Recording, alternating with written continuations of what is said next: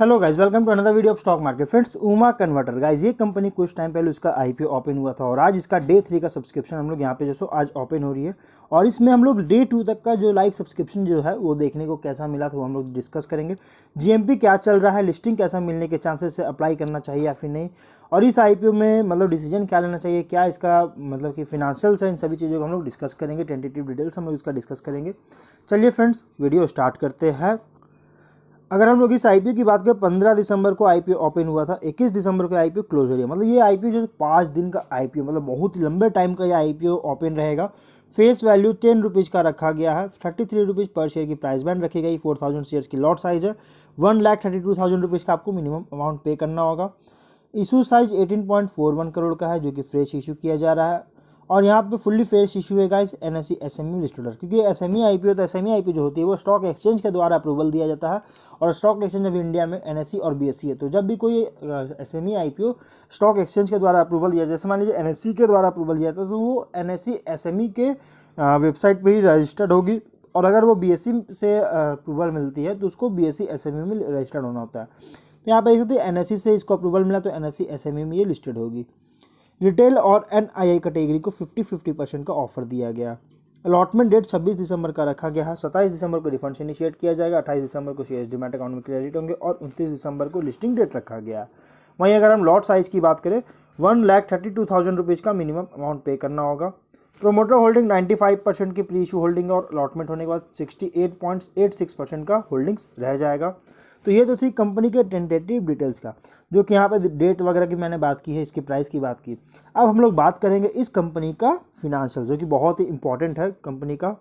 अगर इस कंपनी की बात करें, 2000 में इनकॉर्पोरेट हुआ था उमा कन्वर्टर लिमिटेड के नाम से। ये जो सो कंपनी बिजनेस चालू की थी अपना, जो कि फ्लेक्सिबल पैकेजिंग मटेरियल का मैन्युफैक्चर करने में कंपनी बिजनेस करता है।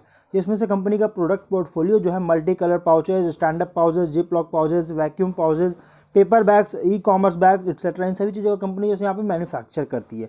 मतलब कह सकते हैं कंपनी पाउचेज वगैरह पे बहुत ज़्यादा फोकस करता है। इसका मेन बिजनेस जो है पाउचेज का है, पाउच मैन्युफैक्चर करने का।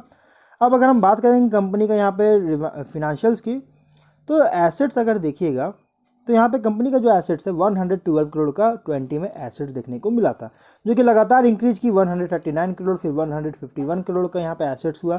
और सितंबर 22 क्वार्टर में यहाँ पे रिसेंटली 164 करोड़ का एसेट्स इंक्रीज होता हुआ देखने को मिल रहा है। रेवेन्यू की बात करें, 103 करोड़ का से मतलब कि लगभग 104 करोड़ के अप्रॉक्स में यहाँ पे रेवेन्यू जनरेट हुआ था 20 में। 21 में 159 करोड़ का यहाँ पे रेवेन्यू जनरेट हुआ था और 22 में 187 करोड़ का रेवेन्यू जनरेट किया था। मतलब यहाँ पे कंपनी एसेट्स के साथ साथ इसके रेवेन्यू जो है ये एवरी फिनेंशियल ईयर जो है इंक्रीज कर रही है। अगर हम प्रॉफिट आफ्टर टैक्स की बात करेंगे तो 281 लाख के यहाँ पे प्रॉफिट देखने को मिल रहा है। मतलब अराउंड 282 लाख के अराउंड अप्रॉक्सीमेट प्रॉफिट, क्योंकि 0.91 का है। अगर हम यहाँ पे 21 की बात करें, 445 लाख का यहाँ पे प्रॉफिट जनरेट हुआ था। इससे मार्च 22 फिनेंशियल ईयर में देखिएगा तो यहाँ पे 494 लाख से यहाँ पे जो है सो प्रॉफिट जनरेट किया था, जो कि यहाँ पे देख सकते हैं कंपनी जो है प्रॉफिट में अच्छी ग्रोथ हो रहा है। लेकिन यहाँ पे जो फिनेंशियल ईयर 22 में 21 के कंपेयर के अकॉर्डिंग जिस तरह से कंपनी ने प्रॉफिट इनकम जनरेट हुआ है, जिस तरह से इनकम में ग्रोथ हुआ है, उसके अकॉर्डिंग इसके प्रॉफिट्स में उतना अच्छा तेजी देखने को नहीं मिला है। मतलब प्रॉफिट थोड़ा सा इम्पैक्ट पड़ा है इसके एक्सपेंसेस होने के कारण। कंपनी के एक्सपेंसेस बहुत ज़्यादा हुआ होगा, जिसके कारण कंपनी के प्रॉफिट्स में थोड़ा सा यहाँ पे उतना अच्छा ग्रोथ देखने को नहीं मिल रहा है।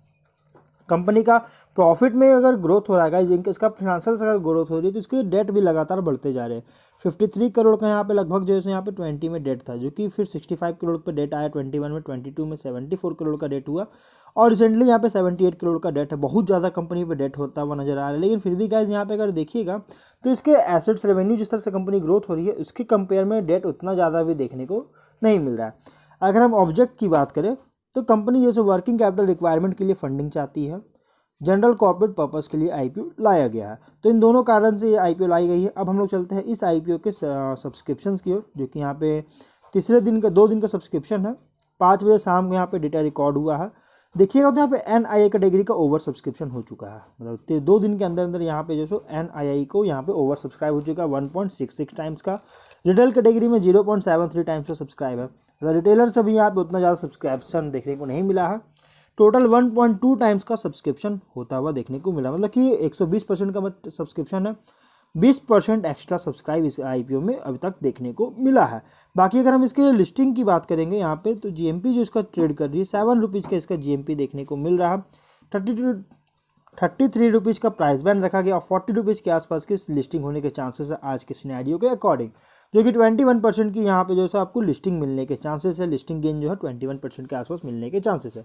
अगर हम इस आईपीओ की बात करें तो इसकी जो प्राइस जो है आईपीओ का, इसके फिनांशियल्स के कंपेयर में, इसके इशू साइज के कंपेयर में, इसके फंडामेंटल्स के कंपेयर में एक बहुत ही अच्छी फुल्ली प्राइस्ड आईपीओ है।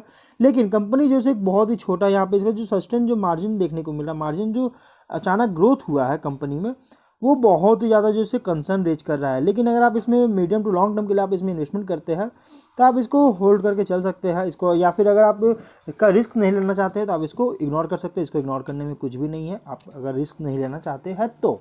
लेकिन अगर आप रिस्क लेना चाहते हैं तो आपको एक अच्छी रिटर्न्स भी कंपनी बना के देगा। तो अब हम लोग वीडियो को यहीं पर एंड करते हैं।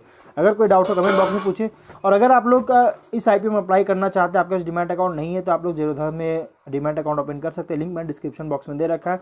200 रुपये का आपको ओपनिंग चार्ज लगेंगे, वहाँ से आप एसएमई आईपीओ में अप्लाई कर सकते हैं। तो अब हम लोग वीडियो कहीं पर एंड करते हैं। मिलते हैं नेक्स्ट वीडियो में, टिल देन बाय बाय।